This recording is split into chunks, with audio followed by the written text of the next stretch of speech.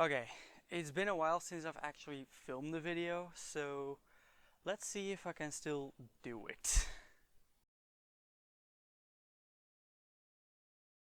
Hello there, I'm Simon, welcome to my channel. Today's topic is the Olympics.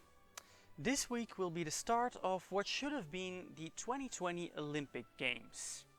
In fact, as I film this, they just started, less than 24 hours ago.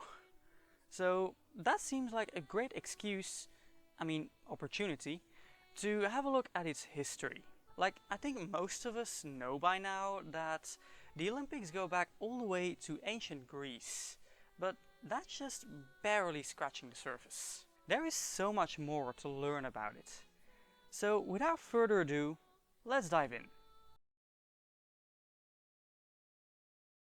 Obviously, the Olympics began in ancient Greece, so let's have a look at what mythology has to say about it. What did the Greeks themselves say about where their games came from? Because mythology is usually off the scales bonkers. If you don't believe me, I have a whole series talking about that right here. So, what are the mythological origins of the Olympic Games? Well, it all starts with a guy called Pelops. Now, he had an unfortunate childhood.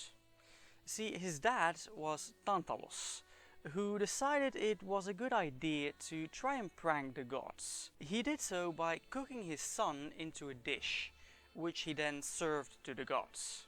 Of course, they knew and put Pelops back together and punished Tantalos badly, but it still wasn't very nice of him.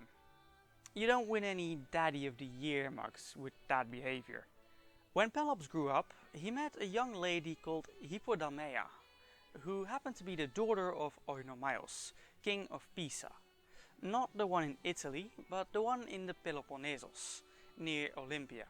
So Pelops wanted to marry his girlfriend, but Oinomaios had said that he'd only allow her to marry the man who could kidnap her with a chariot, without being caught by Oinos' own chariot, which was a gift from the gods. So that was pretty much impossible. Which is plain weird, man. Seems to me that it'd be more important that they'd love each other than how fast his chariot is. But maybe that's just me. Anyway, Pelops won by bribing Oinos' driver to sabotage the chariot, thus killing the king. And the two got married. So to celebrate his victory, and to honor his deceased father-in-law, which he killed, Pelops held chariot races, which then grew into the Olympics. Sure. The first historical mention we get of the Olympics is in 776, before the Christian era. That's when someone called Koroibos, a local cook, won the foot race. Apparently a foot race was the only event they had at the time, and it was one stadion long. Now, a stadion was not just their word for a stadium. Well, it was, but it's more than that.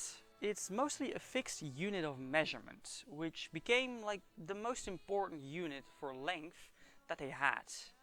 And their stadiums were made to be exactly a stadion long, which is why it's called that. Anyway, these games were part of a religious festival in honor of Zeus, set at the religious center of Olympia.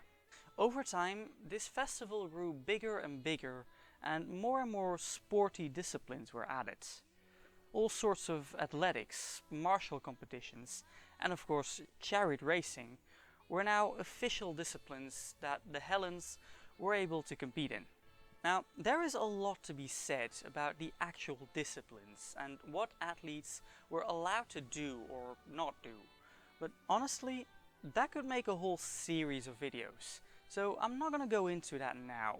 But it's important to remember that through all of this, the Olympic Games were still, first and foremost, a religious thing. Which is why the center of Olympia consisted of temples for Zeus and his family. And sacrifices and rituals were just as much part of the Olympic festival as the games themselves. On top of that, this festival was part of a cycle called the Pan-Hellenic Games, along with the Isthmian, the Nemean and the Pythian games, which is why they only happened once every 4 years. Now, this 4-year cycle is called the Olympiad, and it's pretty much the basis for ancient Greek chronology. Case in point, the Antikythera mechanism, where it features very prominently.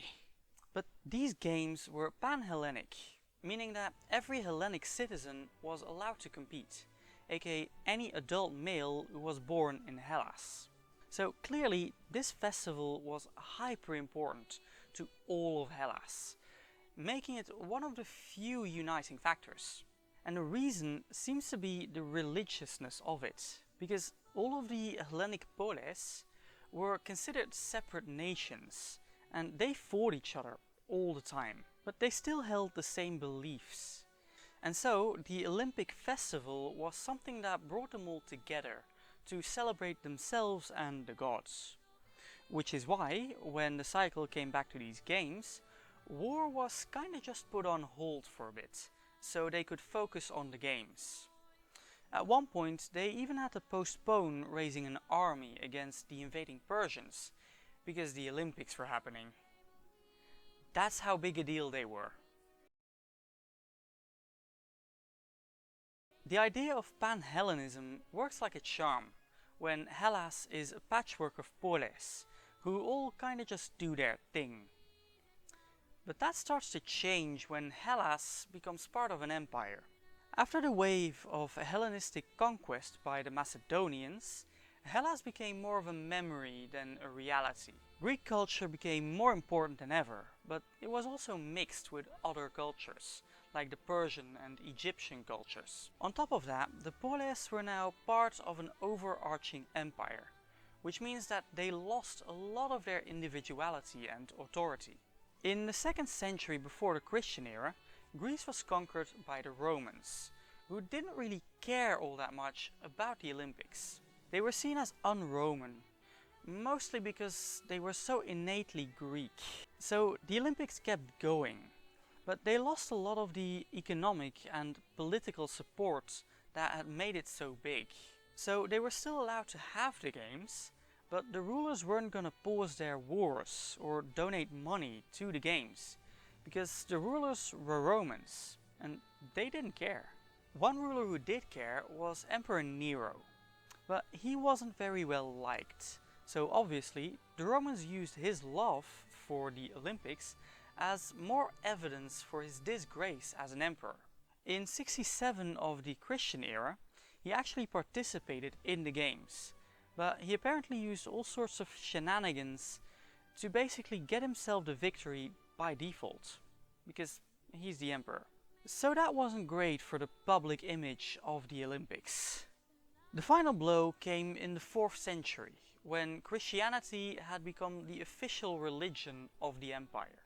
One of the emperors, possibly Theodosius I, realized that the Olympics were not just a celebration of Greek culture or an athletic competition, but that it was first and foremost a religious festival, a pagan festival for a pantheon that the Christians didn't really like.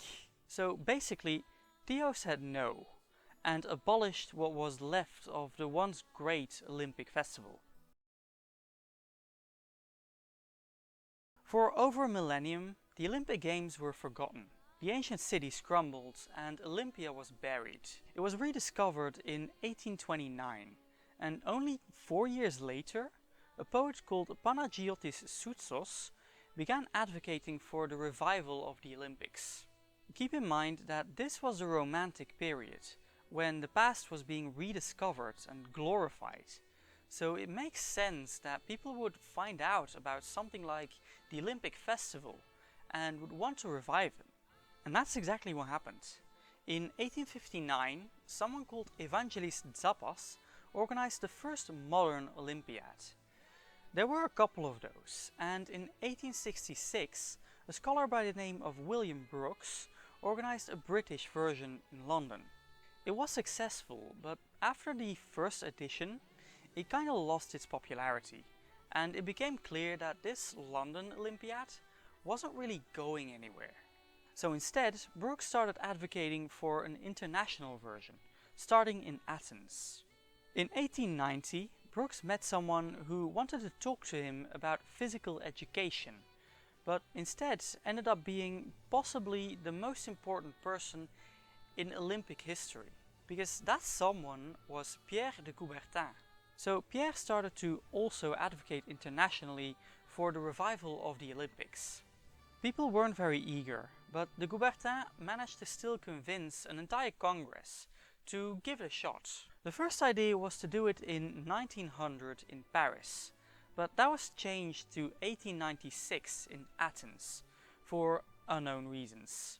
This first edition was opened by the King of Greece, because Greece had a king back then, on the Greek Independence Day, which is March 25. But due to calendar issues, that's actually in April.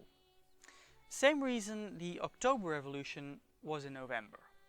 In 1894, it was decided that an International Olympic Committee would be taking care of the organizing of the games. And so the IOC was founded.